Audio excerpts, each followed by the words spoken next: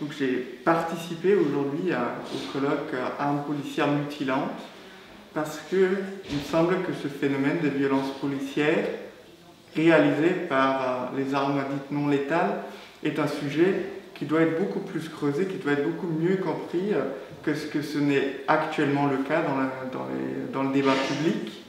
Alors il existe une série de données qui permettent de montrer à la fois qu'on assiste depuis une dizaine d'années à une véritable explosion du recours aux armes non létales.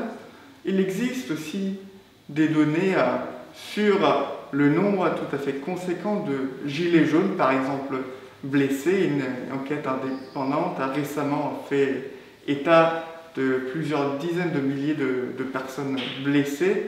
Et donc on a là des données très importantes et qu'il s'agit de comprendre. Donc évidemment, le constat des violences, il est déjà très important en tant que tel, mais il me semble qu'il y a aussi une logique d'ensemble à comprendre. Qu'est-ce qui relie les différents cas de violences policières? Et donc dans mon livre « Gaz et mutilés sous maître », je propose une explication à ce phénomène, à savoir que c'est la disponibilité même des armes non létales qui incite les policiers à tirer plus et à tirer avec plus de facilité. Car en suggérant la non-létalité, on fait comprendre, on transmet aux policiers le message qu'il s'agit d'armes fondamentalement pas très dangereuses.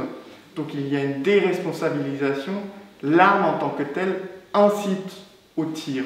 Et donc, contrairement à cette idée que les armes non létales assurent un maintien de l'ordre plus humain, plus moral, plus éthique, en réalité, ce à quoi on assiste, c'est une brutalisation du maintien de l'ordre par les armes non létales.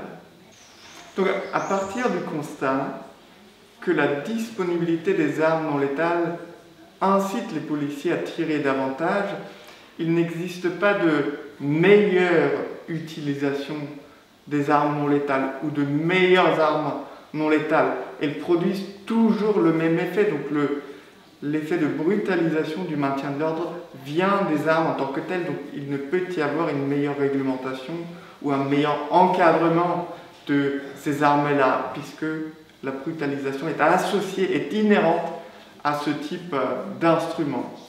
Mais ensuite, effectivement, les armes ne tombent pas du ciel. Quelqu'un, à un moment, a dû décider de les introduire, a dû décider d'équiper les policiers avec ces instruments-là. Et quand on regarde chronologiquement, il s'avère que l'introduction puis la généralisation des armes non létales va de pair avec la période néolibérale. Donc, si on considère schématiquement que la période néolibérale est une répartition des richesses à l'envers, des pauvres vers les riches, eh bien, on se rend compte que les armes non létales s'insèrent assez bien dans cette période, puisqu'il s'agit d'outils dont l'État estime qu'ils permettent de réprimer efficacement en cas de contestation ou de mobilisation sociale. Donc en quelque sorte, une société plus inégalitaire va de pair avec un renforcement autoritaire, un renforcement des armes pour les policiers qui ensuite seront chargés de réprimer les contestations, les mobilisations qui pourraient s'exprimer. Mais est-ce que tu vois qu'il y a la possibilité d'avoir une réflexion politique autour du désarmement de la police aujourd'hui ou pas? Ce qu'on observe, c'est que avec la multiplication de personnes blessées, mutilées, voire tuées, en lien avec les armes non létales, on observe aussi une politisation, pas seulement de la question des victimes des violences policières, mais aussi une politisation par extension des armes non létales. Un sondage de 2019 montre par exemple qu'une majorité des sondés se prononce en faveur de l'interdiction de LBD 40, donc des balles en caoutchouc.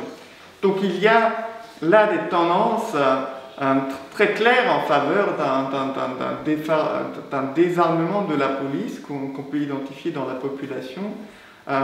Ensuite, tout est effectivement de choix et d'arbitrage politique.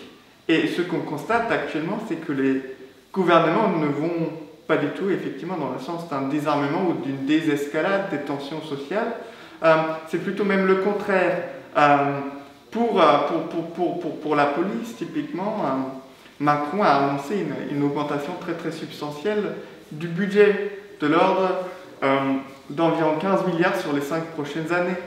Et donc une partie de ce budget sera évidemment utilisée pour l'équipement, pour l'armement. Donc la tendance du côté du gouvernement semble plutôt aller vers un renforcement des tensions.